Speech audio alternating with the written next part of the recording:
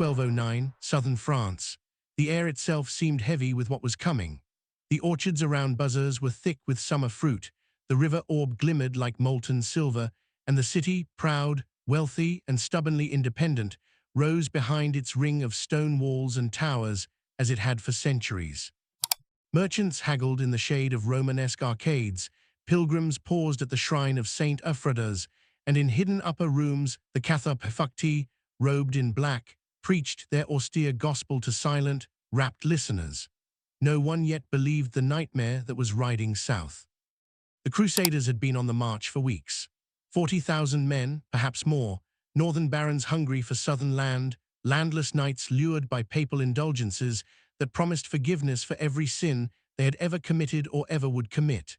Mercenaries from Brabant and the Rhineland who fought for pay and plunder, and ragged pilgrims clutching wooden crosses, convinced they were doing God's work.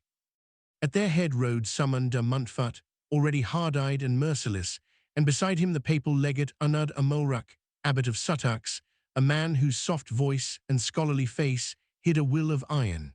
When they planted their banners on the low hills outside Beziers, the city's bells began to toll in frantic warning.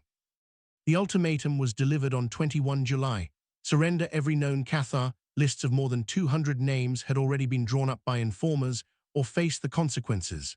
The consuls of Beziers met through the night in the palace of the Viscount. Some urged compliance, hand over the heretics and the Catholics would be spared.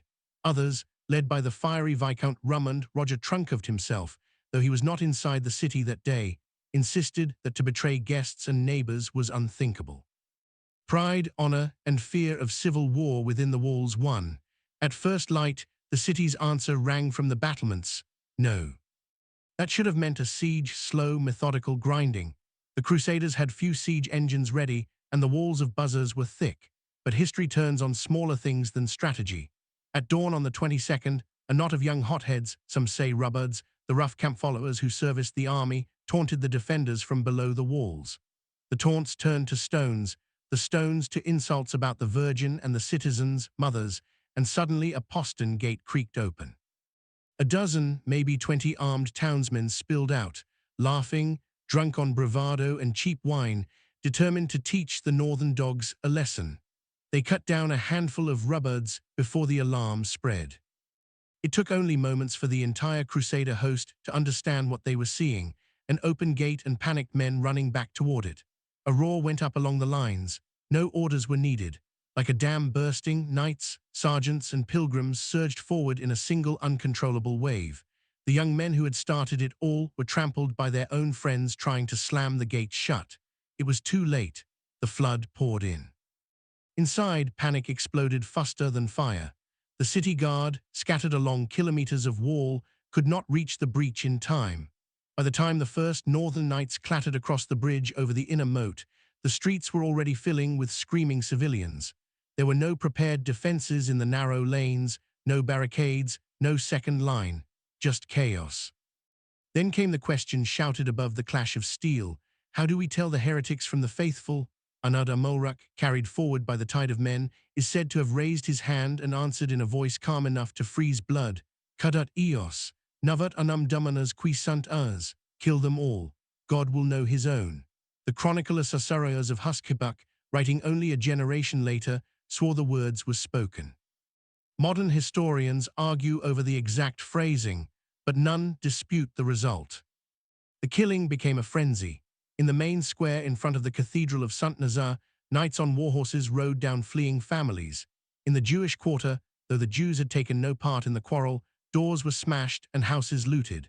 Children were speared against walls, women dragged by the hair into side streets and worse. The gutters literally ran red. Witnesses later said a man could cross some streets on corpses without touching the cobblestones. Hundreds, then thousands, sought the one refuge they still trusted, the churches. The great Romanesque church of La Madeleine filled until no more bodies could be crammed inside. People clambered over each other to reach the altar, clutching relics, shrieking prayers. Outside, crusaders piled wooden benches and market stalls against the doors. Torches were lit. A priest inside La Madeleine was seen frantically swinging a censer, trying to bless the terrified crowd even as smoke began to pour under the doors. Then the screaming changed pitch. The roof beams caught, The entire building became a kiln.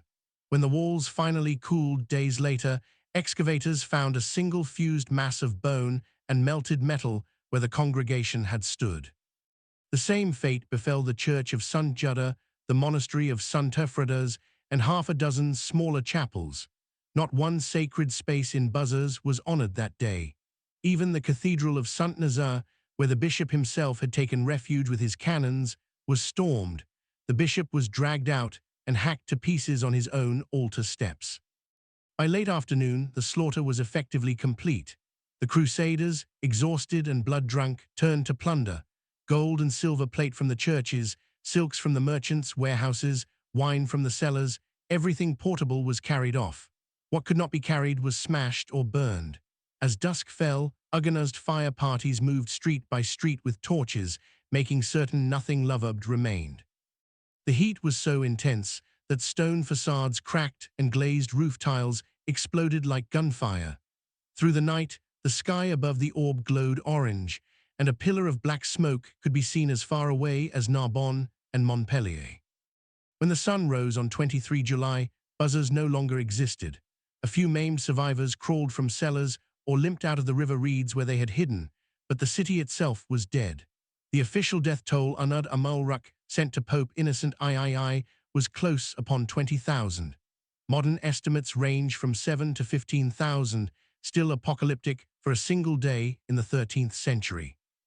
Among the dead were 222 Cathars whose names had appeared on the papal list, and thousands upon thousands who had never doubted Rome for a moment. The Crusaders spent one more day picking over the ruins for anything the flames had missed, then marched east toward Carcassonne. Behind them, they left a silence so complete that, according to one chronicler, birds would not fly over the ruins for years. Word of the massacre spread faster than the army itself. Messengers on half-dead horses carried the news to every castle and town in Languedoc. Resist, and Beziers is your fate. One by one, the gates opened. The terror achieved what no siege ever could. 8 centuries later, on the feast of Saint Mary Magdalene, every 22 July, the bells of the rebuilt Cathedral of Sant Nazar in Beziers tolled 222 times, once for each identified Cathar who died, then fall silent for the thousands whose names no one will ever know. And in the crypt beneath the high altar, archaeologists still occasionally find another thin layer of blackened bone and ash that the fire of 1209 fused forever into the stone. Cadat eos, navat anum dominus qui sunt ars. Kill them all, God will know his own. History remembers. Mercy did not.